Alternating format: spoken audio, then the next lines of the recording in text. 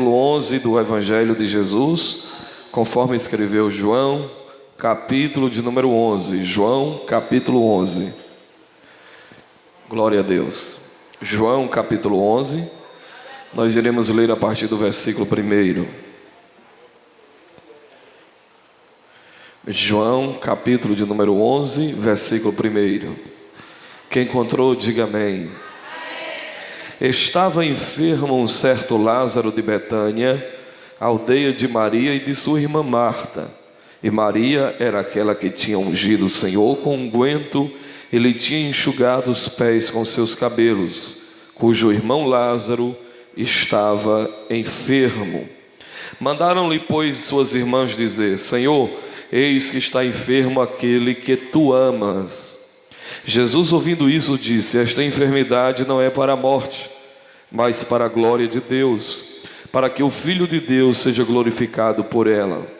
Ora, Jesus amava a Marta e a sua irmã e a Lázaro. Ouvindo, pois, que estava enfermo, ficou ainda 2 dias no lugar onde estava. Depois disse aos seus discípulos: vamos outra vez para a Judéia. E disseram-lhe os discípulos: Rabi, ainda agora os judeus procuravam apedrejar-te, e tornas para lá? Jesus respondeu: não há 12 horas no dia? Se alguém andar de dia, não tropeça, porque vê a luz deste mundo. Mas se andar de noite, tropeça, porque nele não há luz. Assim falou, e depois disse: Lázaro, nosso amigo, dorme, mas vou despertá-lo do sono. E disseram-lhe, pois, os seus discípulos: Senhor, se dorme, estará salvo. Mas Jesus dizia isso da sua morte, porém cuidavam que falava do repouso do sono. Então Jesus disse-lhe claramente: Lázaro está morto. Deus, fala conosco nesta manhã. Senhor, fala aos nossos corações de forma maravilhosa. Queremos ouvir a sua voz, em nome de Jesus. E todos dizem: amém. Podeis sentar em nome de Jesus.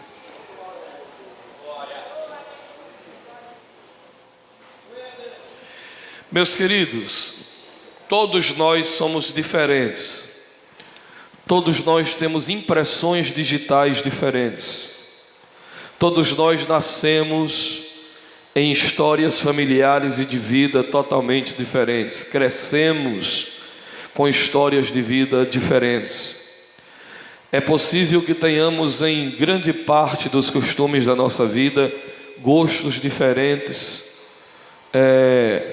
apetites diferentes, opiniões diferentes, temperamentos diferentes. Todos nós temos muitas coisas que nos diferem uns dos outros. Mas existe alguma coisa que faz com que toda a raça humana esteja unida em termos de experimento, de experiência e de enfrentamento diário. O que nos torna iguais a todos sem exceção é que todos nós sabemos o significado da dor. Não há ninguém que passe a vida incólume a dor, a sofrimento, a inquietações, a preocupações, a enfermidades doloridas, a traumas, a angústias. Todos nós passamos por isso. Isso é igual. Agostinho dizia que Deus só teve um filho sem pecado, mas Deus não teve nenhum filho sem sofrimento. E o principal dos seus filhos foi o principal dos sofredores. A grande questão não é se nós vamos sofrer ou não. A grande questão é o que nós vamos fazer com o sofrimento. Porque uns sofrem e se deixam enterrar, e outros sofrem e se tornam pessoas fortes e pessoas habilitadas a viverem a vida de forma extraordinária. Somos nós que vamos decidir se a dor ela vai nos enterrar vivos, se ela vai inibir o potencial humano que nós temos, ou se ela vai nos moldar, vai nos burilar e vai nos ensinar a nos superar e a vivermos acima da média. Esse texto que nós acabamos de ler é um texto onde nós vemos a capacidade madura, extraordinária que Jesus lida com a perspectiva da dor e do sofrimento sobre a vida das pessoas a quem Ele ama. E vemos por outro lado o desespero, a angústia, a tristeza e o luto de Marta e Maria ao perceber que o seu irmão querido havia sido tomado de enfermidade e havia sido levado à morte por esta enfermidade, e perceber que Jesus está distante, que Ele não veio, que se pediu para Ele ir e Ele não foi. E nós vemos a angústia e a tristeza de Marta e Maria, mostrando duas facetas de enfrentar a dor. A primeira, a de Jesus, que é sereno, que é tranquilo, que é confiante, que tem convicção, que está centrado e que está tranquilo no interior. E a outra é a manifestação de Marta e de Maria, angustiadas, desesperadas, chorosas, porque foram tocadas por aquilo que a dor tem de pior, que é a morte do seu ente querido. Como eu devo então aprender a lidar com as dores e com os sofrimentos? Como eu devo então aprender a lidar com estas situações carrancudas da vida? Porque hoje aqui de manhã tem gente sofrendo, tem gente angustiada, tem gente com dilemas, tem gente com crises, tem gente com o coração machucado, tem gente sangrando emocionalmente, tem gente sem saber qual vai ser o dia de amanhã, qual é a perspectiva do amanhã. Mas hoje de manhã a palavra de Deus, ela é curativo, ela é bálsamo para a sua alma, para tocar o seu coração e tirar todos os seus dilemas e suas crises, e ensinar você a lidar com essas questões que fogem ao controle. Em primeiro lugar, o que é que esse texto nos revela, irmãos? Quero ser bem simples e bem sucinto. O que é que esse texto nos revela para a gente aprender a lidar com nossos dilemas, com as nossas dores, com as nossas feridas? Em primeiro lugar, precisamos aprender que o amor de Deus não elimina sofrimento na vida dos seus queridos. Você pode dizer comigo: o amor de Deus não elimina o sofrimento na vida dos seus queridos. Isso está claro no texto, porque o texto começa dizendo a grandeza e a importância que Marta, Maria e Lázaro tinha para Jesus. Não eram pessoas desconhecidas, não eram pessoas infiéis, não eram pessoas que tratavam mal a Jesus. Pelo contrário, Marta, Maria e Lázaro era a casa onde Jesus tinha a predileção para estar, nos seus banquetes, nos bons tratamentos que ele recebia de carinho, de amor, de ternura, de devoção, de aconchego, de abraço, de encanto. Marta e Maria e Lázaro eram pessoas que tratavam Jesus com amor, com carinho, de uma forma magnífica. É tanto que o texto diz que Lázaro era aquele a quem ele amava. Estava enfermo Lázaro de Betânia, e de Maria, de sua irmã. Maria, que Maria? Aquela que tinha ungido o Senhor com unguento e lhe tinha enxugado os pés com seus cabelos, cujo irmão Lázaro estava enfermo. Era gente que Jesus queria bem, era gente que Jesus amava, era gente que amava Jesus, era gente que era fiel a Jesus. E quando a enfermidade chega em Lázaro, a ideia que elas têm é: não, ele nos ama, ele ama Lázaro, Lázaro é aquele que Jesus ama. E elas mandam o recado do versículo 3: Senhor, eis que está enfermo Lázaro, aquele que tu ama, aquele que tu ama, aquele que tu ama está enfermo.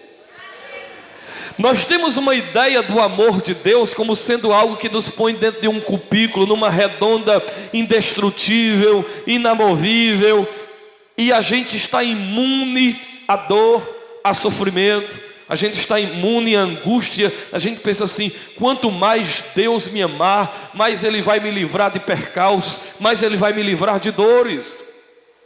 A gente só entende o amor de Deus na perspectiva de não sofrer. A gente só consegue perceber a fidelidade e o amor de Deus por nós, na perspectiva de nós não termos problemas. E é aí que nós estamos enganados. Aquele a quem Jesus ama fica doente.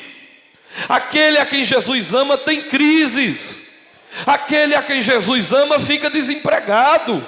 Aquele a quem Jesus ama pode pegar câncer. Aquele a quem Jesus ama pode ter problemas de depressão. Aquele a quem Jesus ama pode ter crises emocionais e fobias que nunca imaginou ter. E isso não significa a ausência do amor de Deus por você. Pelo contrário, você pode estar do jeito que você está, mas você é aquele a quem Jesus ama. Você é aquele a quem Jesus ama.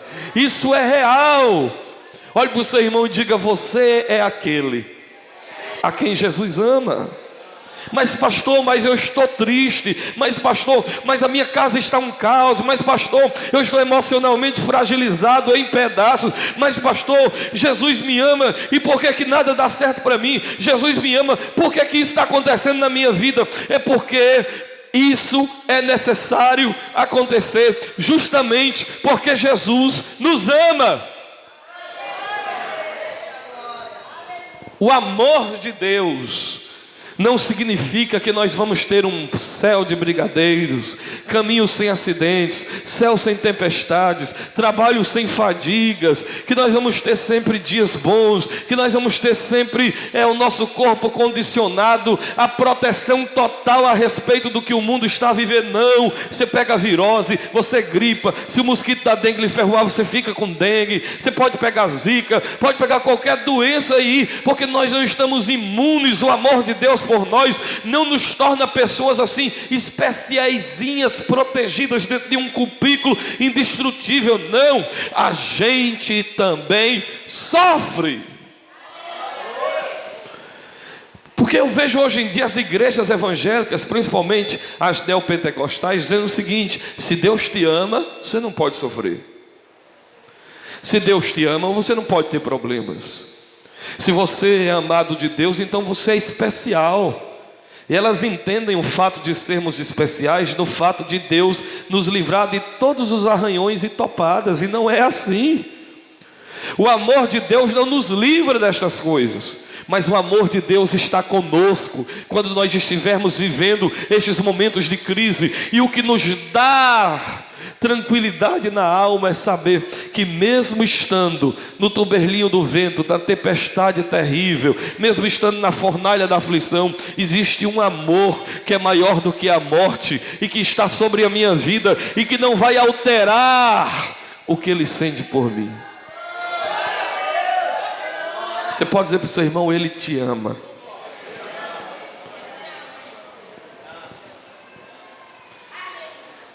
Está com crise o fulano a quem Jesus ama.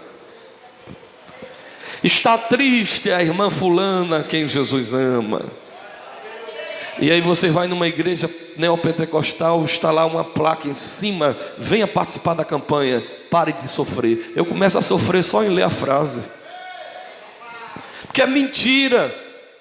Aquele a quem Jesus ama sofre. O que dizer, irmãos, de missionários que morreram trucidados, queimados em fogueiras, devorados por feras. O homem a quem Deus muito ama, muito sofre. E isso é um mistério do amor de Deus que nós não sabemos explicar. Entender que Deus nos ama nos protegendo dos dilemas é fácil. Agora, entender que Deus nos ama pelo fato dele permitir os dilemas é que é difícil. Mas é aí que entra a fé. Eu creio que Deus me ama. E por que eu preciso dizer isso? Porque um dos grandes estratagemas, um dos grandes artifícios do diabo nos momentos de dor e aflição e desespero é dizer para nós na hora da dor: Ele não te ama, Ele te abandonou, Ele não quer saber de você, Ele não está olhando para você, Ele é indiferente ao seu sofrimento. É aí que o diabo entra e põe dúvida na nossa fé. Mas é hoje que Deus quer dizer para você: ei, Ele te ama, Ele quer bem, Ele está com você, Ele está te vendo. Deus é bom.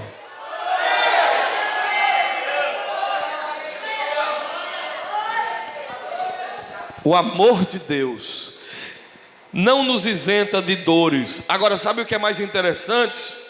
É que esse texto aqui no grego, essa questão de pronome, não sei o que, eu não lembro, mas é como se houvesse por parte de Maria e Marta chantagem.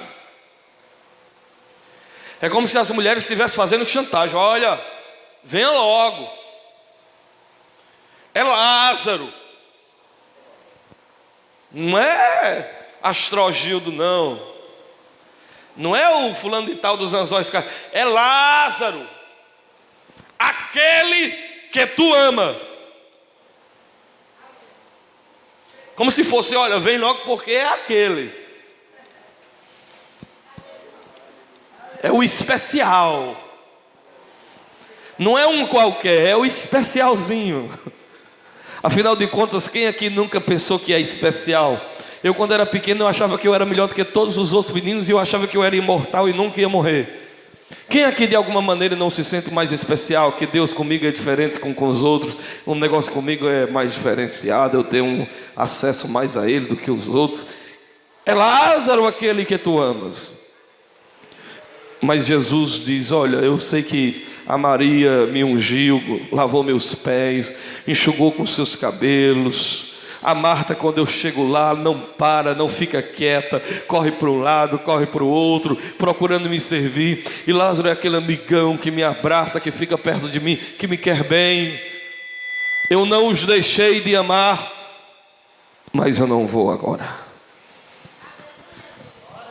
E isso significa que Ele continua nos amando, com amor eterno, com amor onipotente, com amor grandioso. Um dos principais dilemas da filosofia é o dilema de Epicuro. Dilema de Epicuro. Qual é o dilema de Epicuro? Epicuro dizia o seguinte: se Deus é bom e Ele não impede o mal, então Ele não é onipotente, porque Ele é bom, mas Ele não consegue impedir o mal. Agora, se Deus é onipotente, Ele pode impedir o mal e Ele não impede, então Deus não é totalmente bom. Isso aí era o dilema de Epicuro. Veja só, parece direitinho, né? Parece lógico, né? Mas não é. Se Deus é bom, mas Ele não consegue impedir o mal, a dor, o sofrimento, então é porque Ele não tem todo o poder, Ele não consegue segurar o mal. Mas se Ele é onipotente, pode parar o mal, e mesmo podendo parar o mal, Ele não para, então Ele não é bom. Coitado do Epicuro, ele morreu antes de conhecer Jesus de Nazaré, porque Jesus é bom e é onipotente. E por que Ele não elimina tudo isso? Porque Ele é, acima de tudo, amor. E o amor, irmãos, Ele não manieta ninguém, Ele não manipula ninguém, Ele não transforma ninguém em robozinhos, em seres robotizados, não. Ele respeita as escolhas, Ele respeita os caminhos por onde a gente anda. Ele respeitou isso desde o Éden, e o mundo está onde está por causa da nossa desobediência, das nossas ações arbitrárias, dos nossos pecados. Mas onde é que está Deus enquanto eu estou sofrendo? Onde é que estava Deus quando eu perdi meu filho? Onde é que estava Deus quando aconteceu isso na minha vida? Onde é que estava Deus? Quer que eu diga onde estava Deus? Ele estava na cruz do Calvário, morrendo por você, para que você tenha vida eterna. Aplauda Jesus de Nazaré.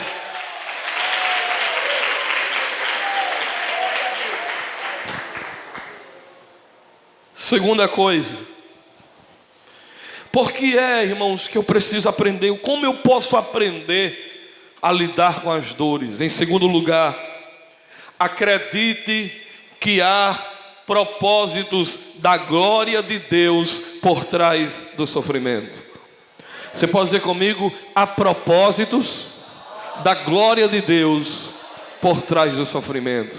Ei, por trás desse sofrimento há um propósito da glória de Deus. Por trás dessa angústia há um propósito da glória de Deus. Por trás dessa crise há um propósito da glória de Deus. Por trás dessa angústia há um propósito da glória de Deus. Por trás dessa avalanche há um propósito da glória de Deus. Por trás dessa provação há um propósito da glória de Deus. Sejam cavernas, sejam covas, sejam fornalhas, sejam muralhas, sejam mares fechados, sejam tempestades, sejam levantes de homens, por trás de tudo isso existe um propósito da glória de Deus.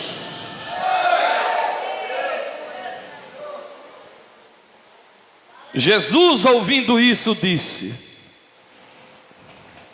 esta enfermidade não é para a morte, mas para a glória de Deus, para que o Filho de Deus seja glorificado por meio dela. Olha para o seu irmão e diga: isso que tu está passando é para a glória de Deus. Diga: Jesus vai ser glorificado no meio dessa tempestade. Jesus vai ser glorificado nessa ferida, nesta marca, nessa perca, naquilo que quebrou, naquilo que se desfez. O nome dele vai ser glorificado. E você não está entendendo que por trás dessa situação carrancuda existe um rosto sorridente, e a face de Deus que está dando gargalhadas e dizendo: o diabo não sabe o que eu estou fazendo, o inimigo não sabe o que eu estou preparando no meio desse percalço, no meio dessa doença. Eu vou me revelar e eu vou ser glorificado. Esta enfermidade não é para a morte. Mas ele não morreu. Mas quando Jesus diz morte aqui, ele está falando da ameaça de extinção total, da destruição, da perdição. Não é para a perdição. Não é ruim.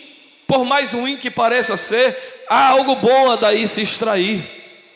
É daí que nós temos que crer em Romanos 8:28 com toda a nossa fé. Todas as coisas cooperam para o bem daqueles que amam a Deus, daqueles que são chamados segundo os seus propósitos. Ele diz que todas as coisas cooperam. Ou seja, de 1000 coisas que acontecem na nossa vida, não são 999 que cooperam por bem, não, são as 1000. Agora ele não diz que todas as coisas são boas. Não, ele não diz: olha, todas as coisas boas cooperam. Não, ele diz todas as coisas. As que eu acho boas, as que eu acho ruins, as que são legais, as que são doloridas, as que eu entendo, as que eu não entendo. Mas apesar de não entendê-las, eu sei que por trás delas há um propósito de Deus, de se revelar a alguém, de se revelar a mim mesmo, de me amadurecer, de me melhorar, de me burilar, de me trabalhar, de me metamorfosear, de trabalhar áreas do meu ser que precisam ser trabalhadas. E eu só sou trabalhado mediante a plaina, o machado, me diga aí um outro instrumento aí que seja cortante, a foice, ao facão. E eu devo mais do meu crescimento à plaina, ao martelo, ao chicote, ao fogo, à tempestade, do que aos abraços, elogios e tapumes nas costas e sorrisos concordantes. Eu devo mais às minhas dores e às minhas aflições. Foram elas que me fizeram me aproximar-me mais de Deus. Foram elas que me forjaram a ser o homem que eu sou, a fazer de você a mulher que você é. O vento que amedronta o pardal é o vento que faz a águia voar mais alto. O fogo que derrete a ferrugem é o fogo que enrijece o aço. O sol que derrete a manteiga é o sol que enrijece o barro. A tormenta e a dor que vem para a vida do que não tem Deus, vem também para a vida de quem tem Deus. Mas a diferença é que a história daquele que tem Deus não termina na sepultura, termina com a voz de Jesus levantando aquilo que parece perdido, porque Ele é o Senhor da história e que tem controle sobre todas as situações. Controle sobre tudo. O que Jesus está dizendo é: não vou agora, essa enfermidade é minha amiga, ela está vindo me servir. Esse problema é só um arranjo do oleiro celestial, faz parte do processo. Como disse um certo pensador puritano, as aflições desta vida são um divino oleiro trabalhando. Está sofrendo, está na prova, Deus está trabalhando. Tem chorado, tem se inquietado, é o oleiro trabalhando. Tem machucado, a dor é grande, a perca foi necessária, é as mãos do divino oleiro trabalhando. Não é para o teu mal, é para a glória de Deus. Deixe que suas feridas estejam a serviço de Deus. Deixe que suas percas trabalhem a serviço da glória de Deus. Porque o principal sentido da vida não é vivermos para nós mesmos, mas é para vivermos para a glória de Deus. E se para glorificar a Deus eu tiver que passar por isso, que passe. Porque o mais importante da vida é viver para a glória de Deus. Não é para a morte, mas é para a glória de Deus, para que o Filho de Deus seja glorificado por ela. Bom, uma coisa é a gente estar lendo isso na vida dos outros, né? Você já percebeu que nós somos cheios de fé para a vida dos outros? Pensa num povo aqui, os heróis da fé aqui, ó, para a vida dos outros. Aqui é os heróis da fé. Nós somos os heróis da fé. Eu sou um herói da fé para a vida dos outros. Irmão, está na prova, o pau cantando, a chibata comendo. Aí a gente chega: tenha fé, irmão, que é isso? Jesus vai mudar a tua história. Olha, Deus vai, eu vou orar agora. Mas quando é da gente, quando é na gente, a gente se desespera, a gente se esquece de tudo aquilo que Deus é, ou sabe que Deus é, mas não consegue viver no momento. E não tem bom. É com todos assim, porque a gente é ser humano, mas a gente precisa confiar que Jesus sabe o que é melhor. No período medieval, no período da Idade das Trevas, houve muita perseguição aos cristãos. E tinha um cristão chamado Mansur. E o Mansur estava sendo torturado para negar Jesus. Tortura sobre Mansur. E no meio daquelas torturas, arrancando unha, queimando o seu corpo, arrancar os dentes, quebrar os dedos das mãos, dos pés. E no meio daqueles suplícios e torturas, Mansur de repente, inesperadamente, deu um grito e gargalhou. Os soldados deram um pulo de medo com aquela gargalhada. E Mansur estendeu a mão para cima e disse: eu sei que o Senhor está me provando e eu vou passar no teste. Glória a Jesus!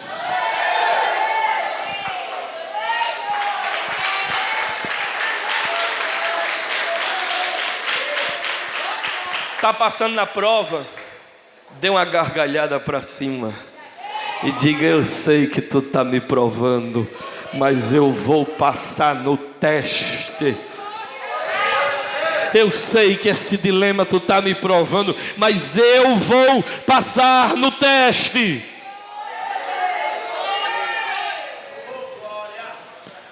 Como aprender a lidar com as nossas dores? Em primeiro lugar, sabendo que o amor de Deus por nós não elimina sofrimentos, não estamos imunes a isso. Segundo lugar, entendendo que por trás de toda dor existe um propósito da glória de Deus. Mas em terceiro lugar, sabe o que é que eu aprendo quando eu estou passando na dor? Sabe o que é que eu devo aprender? Que quando Ele demora, é porque Ele quer fazer coisa maior. Você pode dizer comigo: quando Ele demora. Foi fraco, diga: quando Ele demora, é porque Ele quer fazer coisa maior. Você pode dizer para o seu irmão isso: quando Ele demora, é porque Ele quer fazer coisa maior. Você pode dizer isso bem alto comigo, com fé. Diga: quando Ele demora, é porque Ele está projetando coisa maior. Quando Ele demora, é porque o que eu estou pedindo é pequeno. Ele quer fazer coisa maior. O que Deus quer fazer é maior do que o que você está pedindo. Por isso Ele demora, porque o que Ele tem para fazer é maior. Eu creio no Deus das surpresas. Eu creio no Deus que surpreende. Eu creio no Deus que deixa a coisa parecer pior e ficar pior e se demorar, porque o que Ele quer fazer é maior, é maior, é maior. Ele é o Deus do impossível. Por isso, enquanto houver possibilidades dentro dos recursos das possibilidades humanas, muitas vezes Ele não vai. Ele deixa que as possibilidades humanas sejam exauridas por algo que se torne maior do que todos os nossos recursos, para que Ele demonstre que quando os recursos e as forças humanas acabam, é aí que aparece o poder que é sobre todos os poderes, a glória que é maior do que todos os problemas, e a vida que é maior do que a própria morte. Porque perceba aqui que o chamado das irmãs Marta e Maria é para que Jesus vá repreender a enfermidade de Lázaro. Está enfermo. Irmãos, aqui alguém já na oração aqui dia de terça-feira ou em algum culto foi curado aqui na frente de alguma enfermidade? Levante a mão aqui na igreja. Aqui eu estou vendo algumas pessoas que já foram curadas em algum culto aqui na igreja, aqui na frente na oração. E eu estava orando e você foi curado. Então qualquer um aqui pode orar e Jesus curar. Jesus, poxa, eu curo gente todo dia. Todo dia eu oro, pois eu chegar lá e dizer: doença sai, a doença sai. Não. Bora, Jesus está chamando. Sabe o que Jesus faz? Vira as costas e demora-se mais 4 dias. Jesus não vai. Jesus se demora. Você já experimentou isso quando você clama e Ele não vem? Quando você pede, parece que Ele vira as costas. Quando você corre atrás dele, parece que Ele sumiu. E você olha e diz: estou só. Tenho certeza, Deus está tramando alguma coisa grande aí. Deus está tramando, a demora está grande, mas é porque Ele está tramando algo maior. Creia assim. As demoras de Deus são de fato ruins para a gente, porque a gente é imediatista, a gente quer que Ele venha na hora que a gente faz. Mas a gente tem que aprender que, apesar de nós sermos livres, Deus também é livre. E fé não é nós querermos torcer a vontade de Deus, encabrestando-a à nossa ordem e ao nosso mando. A gente crê numa fé, irmãos, macumbeira, que pega a divindade e faz ela trabalhar para a gente. Pega o Espírito e bota o Espírito para trabalhar a nosso favor. Não é assim não. Essa coisa de menino clamar ao pai e o pai tem que atender imediatamente, não, ele esperneia, bate o pé no chão, chora e grita. Deus não é assim. Essa história de eu determino, eu mando, eu coloco a divindade no canto da parede, como disse o Edir Macedo. Eu digo: você pode colocar o diabo e seus caboclos ou qualquer outra divindade pagã, mas o Deus que fez os céus e a terra, ninguém bota Ele em canto de parede. Ele é o Deus livre, soberano. Ele é o Deus que não anda pelas nossas agendas. Ele nem secretário tem. Ele dá ordem e não recebe. Ele faz descer a sepultura e faz tornar a subir dela. Ele é o Deus cuja vontade jamais pode ser resistida. Quem jamais resistirá à sua vontade? Mas a gente acha que porque a gente já fez demais por Ele, Eu já lavei muito os pés dele com unguento e já chorei demais nos pés dele. Marta, eu já trabalhei muito para ele. E Lázaro é querido, então vamos só mandar um decreto: venha. E Jesus diz: não vou. E quando Deus diz eu não vou, você pode fazer a campanha dos 200, dos 300, dos 500. Você pode fazer o jejum dos 40 dias, você pode morrer de fome e de sede, secar, mas Ele só vai quando Ele quer ir, porque Ele não anda determinado pelas agendas dos homens, Ele anda determinado pelos propósitos do Pai.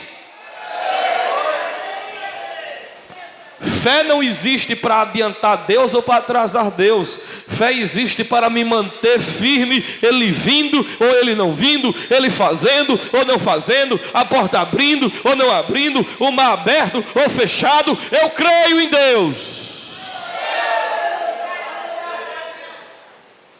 E creio que se Ele está demorando,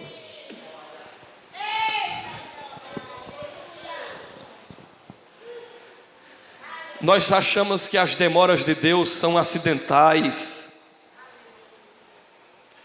Aliás, nós cremos muito na aleatoriedade. O que é aleatoriedade?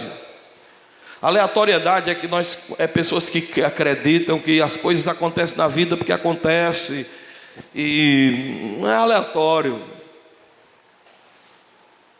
Por exemplo, eu vim agora correndo para a igreja, e quando eu fui chegando no sinal, tinha um velho de quase 100 anos em cima de uma carroça com um burro quase mais velho do que ele. E eu passei 2 sinais fechando, sem poder sair por causa dele, se arrastando nessa carroça com esse burro. E eu disse: rapaz, qual o propósito disso?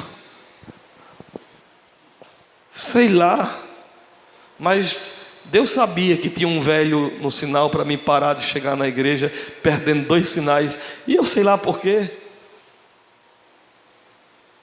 Mas a aleatoriedade, não, as coisas acontecem porque acontece, a flor cai porque cai, é aleatório. Não, nada é aleatório. Há um desígnio de Deus por tudo, o sol não nasce por nascer, há uma ordem, há uma engendragem, uma engrenagem divina na palavra que sustenta todas as coisas. Se Ele está demorando, isso não é um acidente, isso é um propósito. Jesus não quer curar Lázaro. Jesus não quer curar Lázaro. Ele se demora porque Ele quer algo maior. Ele quer ressuscitar a Lázaro. Mas sabe qual é o grande problema da gente? É que a gente não quer deixar o Lázaro morrer. Olhe para o seu irmão e diga: não tenha medo de perder Lázaro. Ei, fala para ele: tem hora que tem que deixar o Lázaro morrer. Mas você está lutando com todos os esforços para Lázaro não morrer. Mas tem hora que Jesus diz: não deixa Lázaro morrer, tem que deixar ele morrer. Mas você quer livrar o teu Lázaro, que eu não sei o que é que pode representar o teu Lázaro, mas tem hora que tem que deixar o Lázaro morrer, porque o milagre só vai acontecer se o Lázaro morrer. Jesus já está com um dia que Lázaro está doente. Espera aí, deixa eu ver. Senhor, morreu? Deus disse: morreu não, meu filho, não vou. Segundo dia: Senhor, como é que está Lázaro? Está vivo ainda? Não vou. Terceiro dia: Pai, Lázaro ainda está... Não, aliás, Lázaro já estava morto. Mas havia uma crença que dizia que havia a possibilidade do morto voltar. Isso é uma crença judaica. Até os 3 dias ou 4 dias. Depois do terceiro dia não tem mais como voltar. O espírito poderia voltar no segundo dia, voltar a... Então Jesus se demora, não é 4 dias, Ele se demorou mais. Ele se demorou 4 dias depois que o homem morre. Por isso eu disse: Jesus morreu, o Senhor morreu. Morreu não, meu filho, pode ficar. Meu filho, morreu. Pai, o Lázaro morreu? Não, meu filho, ainda está vivo. E sei lá que dia foi que ele morreu. Sei que depois ele morre. Meu filho, morreu. Agora não vá agora não, porque ele tem umas crenças lá que eles vão achar que foi a crença dele lá, que o espírito estava vagando e voltou. fique mais 4 dias por aí. Depois de 4 dias que Lázaro está enterrado, que está fedendo, já cheira mal, o intestino delgado já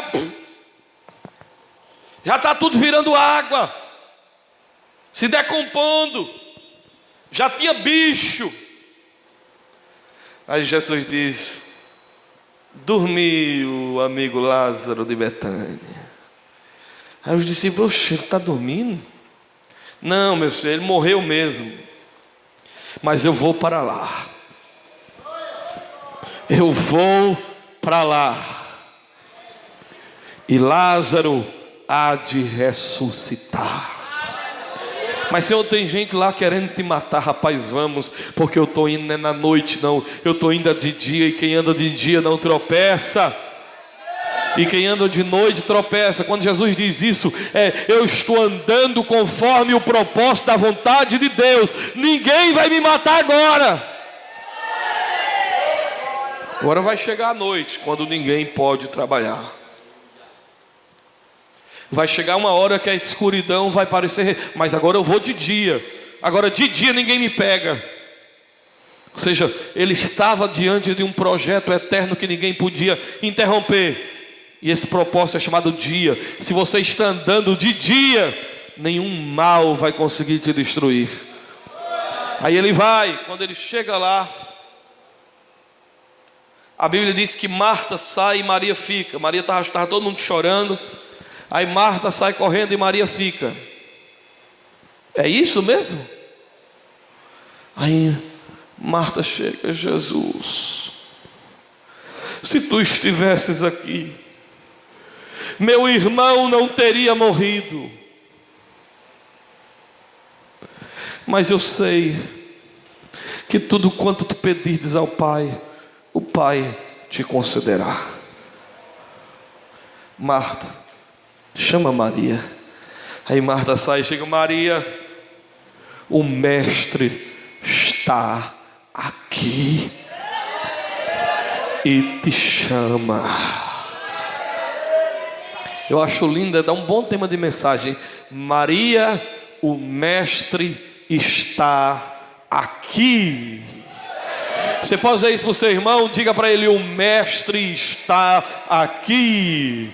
O Mestre está aqui. Ei, você que está chorando, o Mestre está aqui e te chama. Ele está aqui, Maria.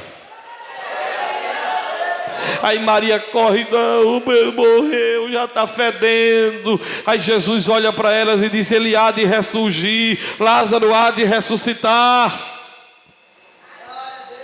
Onde o puseram? Senhor, já está fedendo. Parece que Jesus gosta de coisa fedendo, né?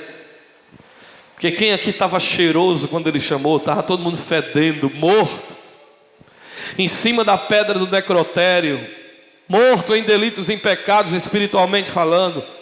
E ele nos deu vida. Onde é que está ele? Está ali. A Bíblia diz que Jesus chega. E o interessante é que ele ora ao Pai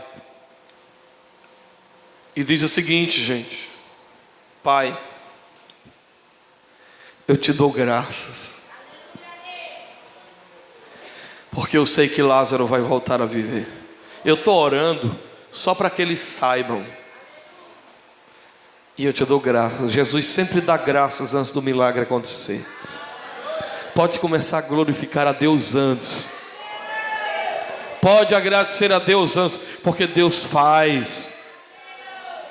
Agora interessante, ele ora, sabe que Lázaro vai ressuscitar, mas quando removem a pedra ele chora. E o texto diz: Jesus chorou. Isso é tremendo, porque apesar dele saber de tudo, ele não se deixa de envolver com a dor das pessoas. Ele chora. Ele sente a dor de Marta, ele sente a dor de Maria. Ele não é insensível aos nossos dilemas. Mesmo quando ele tem o controle das coisas, ele não se deixa tornar-se insensível, como uma máquina que, porque sabe de tudo, se torna frio para as coisas quando elas estão acontecendo. Isso é que é bonito em Deus, porque Jesus é Deus experimentando a condição do homem na sua máxima. É por isso que o escritor de Hebreus diz que ele foi aperfeiçoado pelas coisas que sofreu. E nós não podemos conceber um ser perfeito ser aperfeiçoado. Ele não é perfeito, e como um Deus que é perfeito pode ser aperfeiçoado? Aí o escritor de Hebreus diz: ele foi aperfeiçoado pelas coisas que sofreu. Em Cristo, Deus experimentou a dor numa dimensão que não conhecia antes. Ele experimentou a dor com pele, com osso, com sangue, numa dimensão de homem. E nisso Deus se fez ainda aperfeiçoado em Cristo pelas coisas que sofreu. De maneira que quando você chega agora para Ele e diz: Senhor, eu tenho sede, aí Ele diz: eu sei o que é isso, porque eu tive sede, mas quem tiver sede, venha a mim e beba da água vida. Aquele que chega para Ele e diz: olha, se eu estou com fome, Ele diz: eu também sei o que é isso, mas como Deus, Ele diz: eu sou o pão vivo que desceu do céu. Você chega para Ele e diz: Deus, estou cansado, Ele diz: eu também sei o que é cansaço, mas como Deus, Ele diz: venha a mim, você que está cansado, sobrecarregado, e eu te aliviarei. Isso é o Deus que se aperfeiçoa na dor. Estranho isso.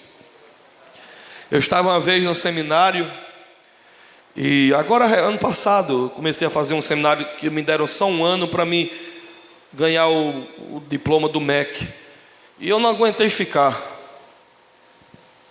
E eles falando de Jesus, sei o quê, que Deus e Cristo, Deus, é Jesus, Jesus é Deus, tal. E aí eu entrei nessa questão: como é que Deus cria o homem, sabe que ele vai pecar, e diz: eu me arrependo de ter feito o homem? Aí os teólogos: não, é porque Deus quis dizer que ele ficou triste. Eu disse: não, professor, é porque eu leio e o Espírito de Deus confirma o meu coração. Você pensa o que você quiser. Não, mas o Berkhoff, o Wayne Grudem, eu digo: não, vamos para a Bíblia. Jesus não sabia que ia morrer. Por que ele ficou triste? Minha alma está cheia de tristeza. Se ele sabia. Quando os gregos chamam ele, ele diz: eu não vou, eu vou ser glorificado agora, e por isso a minha alma está cheia de tristeza. Como é que ele sabe de uma coisa e fica triste? Porque uma coisa é Deus no atemporal, é Deus no eterno agora. Uma coisa é Deus saber desde a eternidade todas as coisas. Outra coisa é Deus deixar a eternidade se fazer pele, carne e osso e mergulhar dentro do tempo.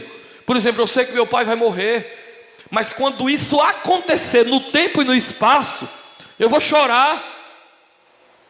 É a mesma coisa, Jesus sabe que Lázaro ia ressuscitar, que ele ia morrer, mas quando ele vive esse momento, isso traz impressões no coração de Deus. Por isso que a Bíblia diz que Deus arquiteta a humanidade, mas diz a Bíblia que quando ele criou, viu Deus que era... O que você acha que é isso?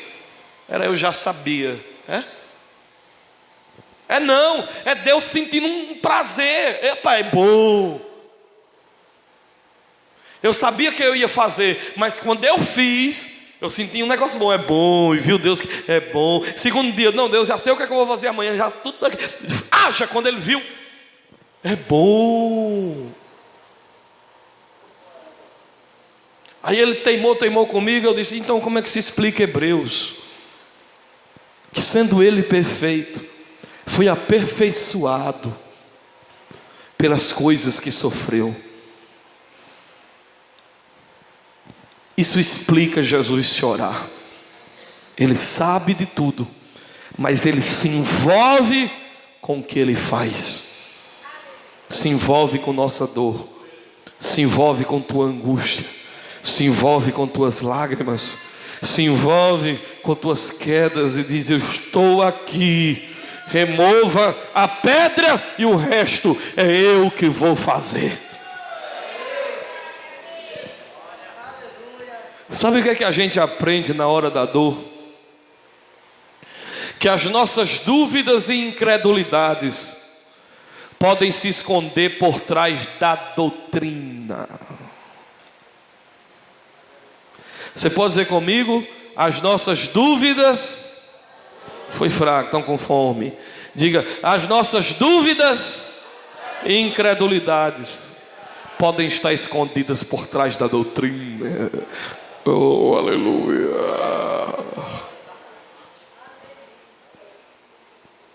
Sabe o que é que diferenciava Jesus dos fariseus? Os fariseus eram aquele tipo de gente que sentava e ficava ouvindo o sermão medindo você. Não, isso aí eu acho que não é de Deus não. É de Deus. É não. Olha, isso aqui. Não, hoje é sábado, não pode curar. Aí Jesus chegava e dizia: ei, homem da mão mirrada, venha para cá. Estenda a mão, seja curado. Aí eles ficam: a doutrina. Homem, olha o homem curado, homem.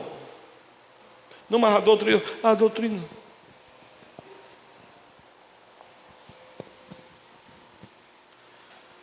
Eu não estou desfazendo a doutrina, não. Eu estou apenas dizendo que Jesus não está preso a ninguém nem a nada. Marta, teu irmão há de ressuscitar. Olha aí a reformada. Eu sei, Senhor. Daniel capítulo 12. Haverá ressurreição dos mortos naquele dia que Deus vai te julgar. E meu irmão vai ressuscitar. Marta, Marta, tira os olhos da doutrina, mulher. Porque aqui está quem é maior do que Salomão, maior do que o templo, maior do que a doutrina, mulher. Não, eu sei que tu és o Cristo, você sabe pouco. Tem outra coisa que você não sabe a meu respeito, é que eu sou a ressurreição e a vida, e quem crê em mim, ainda que esteja morto, viverá. Aleluia!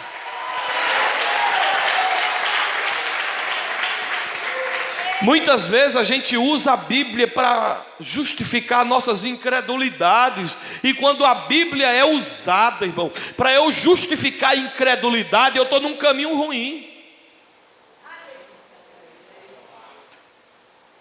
Eu não creio no dom de profecia, então eu vou me apegar a todas as doutrinas que defendem que não existe dom de profecia, para justificar a minha incredulidade.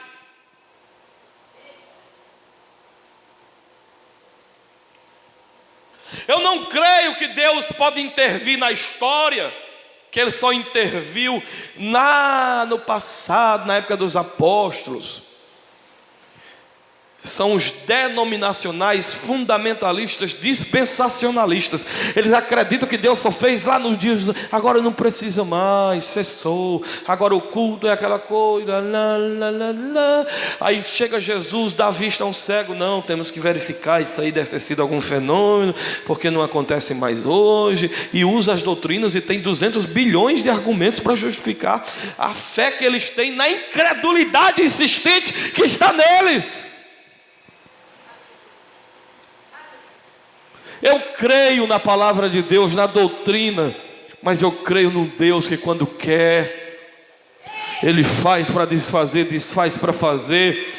Eu creio no Deus que disse: Moisés, diga a Israel que não deixe que Amonita e Moabita adentrem na congregação de Israel. Mas é esse mesmo Deus que pega Ruth, uma Moabita, e coloca ela na genealogia de Jesus.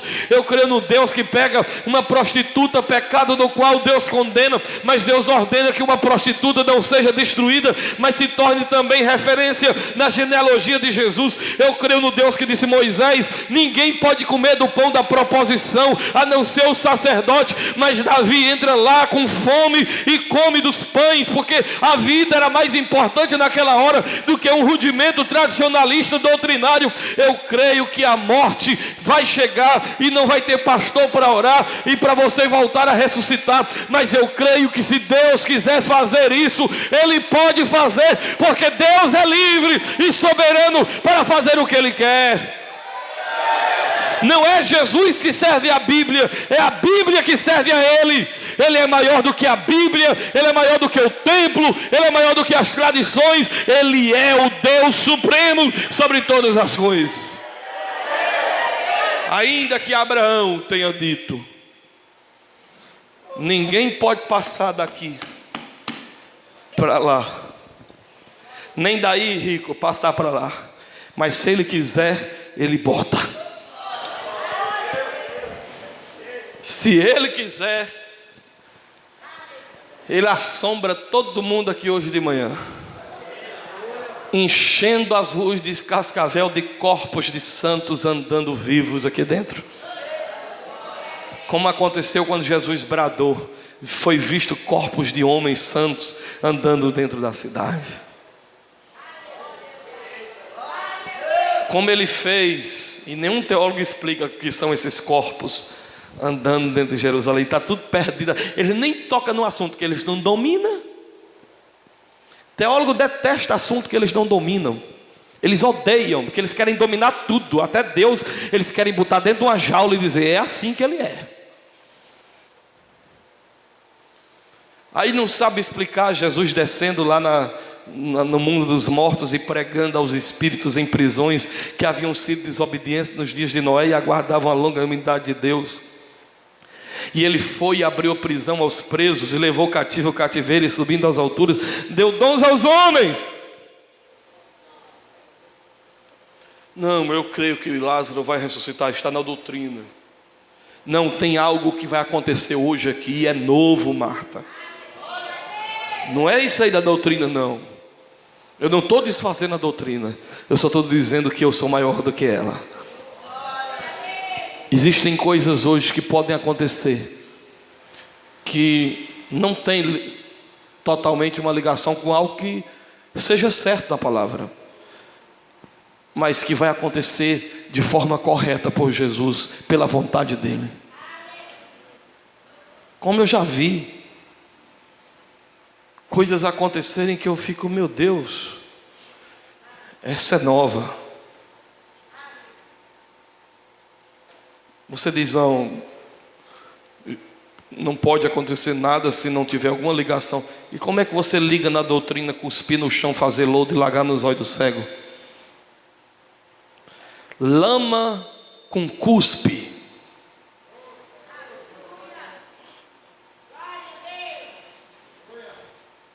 E eu não estou justificando então que todo pastor tem que fazer coisa que não está na doutrina. Não. Nosso lado humano é a doutrina, a palavra. Agora, a subjetividade do que Deus faz, aí está para além de qualquer compreensão. Jesus chega lá, remova a pedra. Mas já cheira mal. Você sabe por que ela diz isso?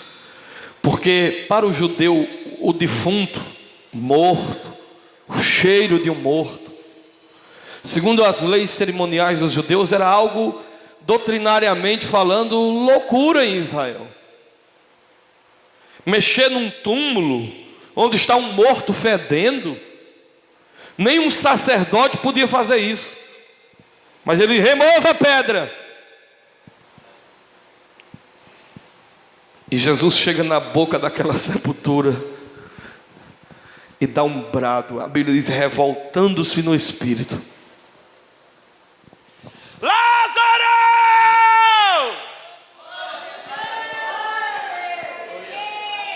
Lázaro lá do outro lado disse, epa, estão me chamando.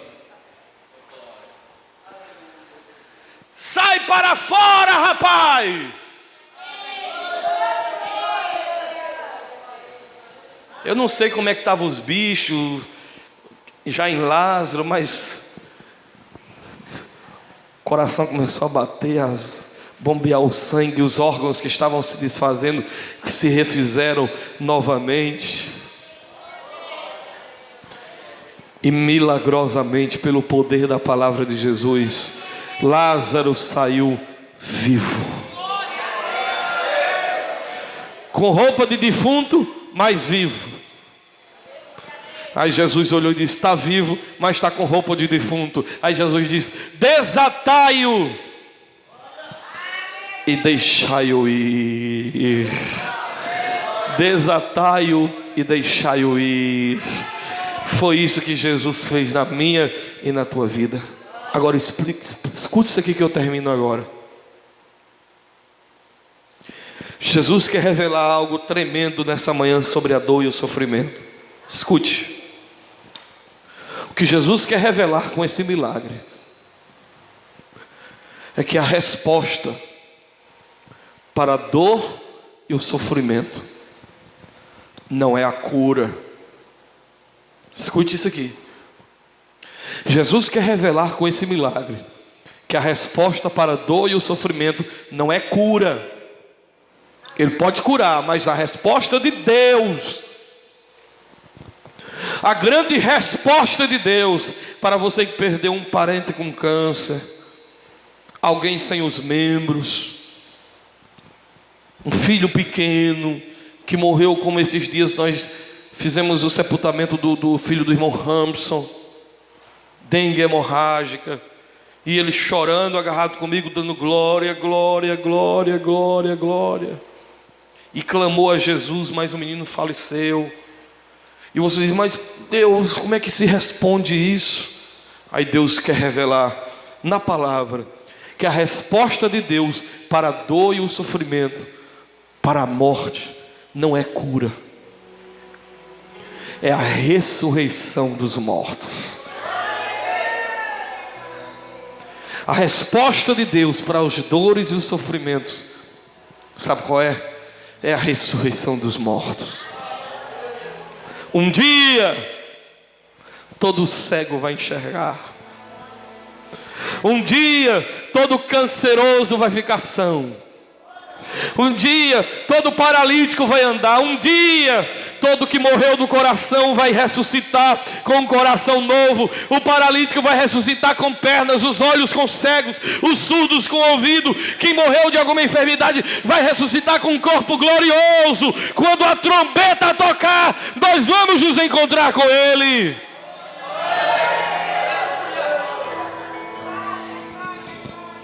Sua mãe não morreu de câncer, ela vai ressurgir limpa do câncer. O filhinho do Ramson vai ressuscitar sem dengue. O problema é que a gente só conhece o tempo aqui, e o tempo aqui não é a resposta final para as suas orações. Naquele dia você vai ver que suas orações, todas elas foram ouvidas. Porque o que é corruptível se revestirá de incorruptibilidade, e a morte será tragada pela vitória. Tragada pela vitória. Agora isso não tem nada a ver, irmãos, fazer emocionalismo com isso. É se você crê, meu irmão. Não é o desempenho do pregador pregando, não, é o fundamento. Tem muita gente com desempenho sem fundamento. O fundamento é que é importante. Eu poderia falar tudo isso aqui hoje de manhã gritando, fazendo, mas o importante é o fundamento. E o que tem que ficar dentro de você é o fundamento, não é meu desempenho não. Eu poderia pregar, então Jesus, ele chegou na aldeia e olhou e remova a pedra. Eu sei como é que é isso aí, mas eu quero que fique dentro de você o fundamento. Se você crê nisso, a morte morre. Você perde o medo dela. Ela não lhe assombra mais, porque o céu fica bem aqui. Paulo chegou um momento na vida dele. Sabe que eu estou passando por esse momento que, assim, um momento na minha vida, de que as coisas estão cada vez mais reais. O que tem valor na vida vai ficando mais real, que é os momentos com os filhos, com a esposa, com a família. É que a morte é real, mas que ela não é essa bicha feia toda não. Deus arrancou o ferrão dela. Ela é só uma porta que me serve de entrada ao paraíso. Paulo chegou e disse, sabe o que? Rapaz, para mim, partir é estar com Cristo. o que me é muito melhor. Mas, pensando bem por vossa causa, para o vosso bem, tenho que eu ficar na carne ainda, por causa dos irmãos. Mas partir para Ele era muito melhor. Quando você vai crescendo em fé, a eternidade vai ficando tão real, que você fica vivendo esses dilemas existenciais. Eu não sei se eu parto logo, como é que vai ser, se eu me leva logo. Mas casa dos irmãos, eu não tenho nenhum problema com a morte, irmãos. O meu problema hoje não é com a morte. O meu problema hoje é com quem fica. O meu problema hoje é com meus filhinhos, de vê-los crescer, de encaminhá-los. É com minha esposa, mas comigo, um dia, o que é corruptível vai se revestir de incorruptibilidade, e nós vamos voar acima das estrelas com Ele. Aleluia! Você crê nisso? Você crê nisso? Então, mesmo em meio à dor, se levante hoje de manhã e adore ao teu Senhor.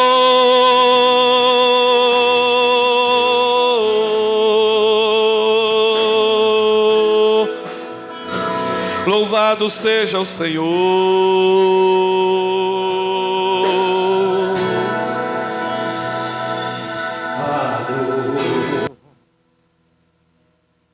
De procurar e não achar uma saída. É tão sofrido ver alguém perder a vida. O desespero toma conta do coração.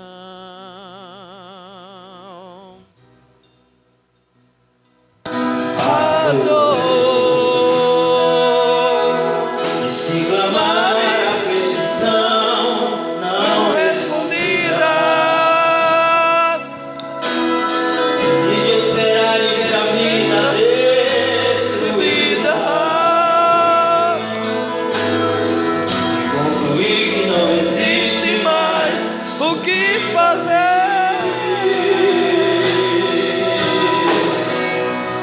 Mas Ele vem aí e vem para decidir.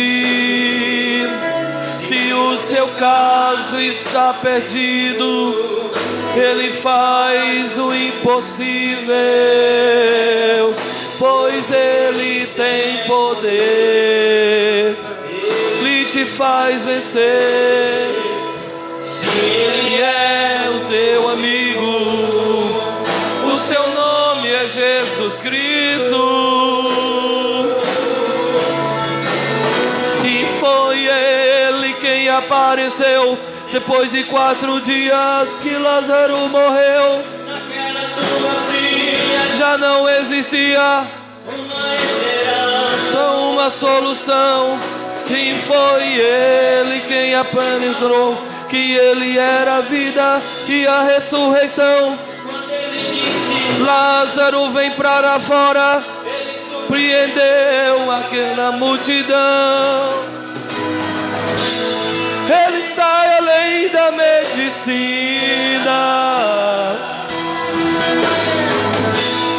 Quando Ele estende a sua mão, quando já não vence a vida, quando a morte vence a vida, tem a solução.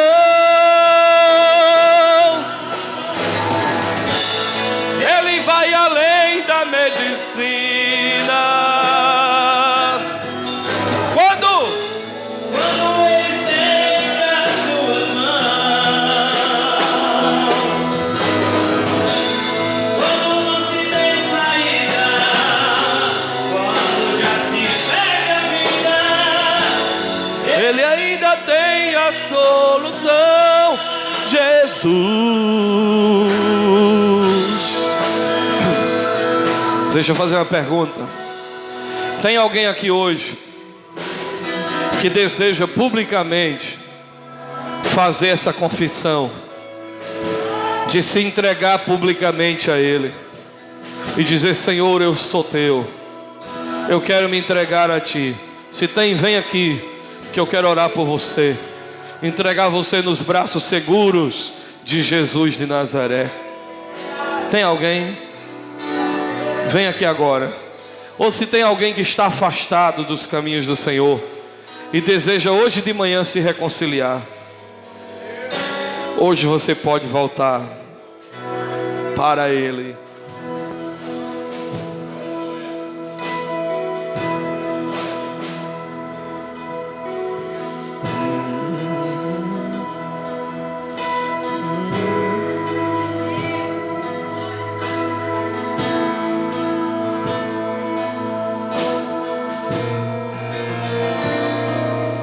Não?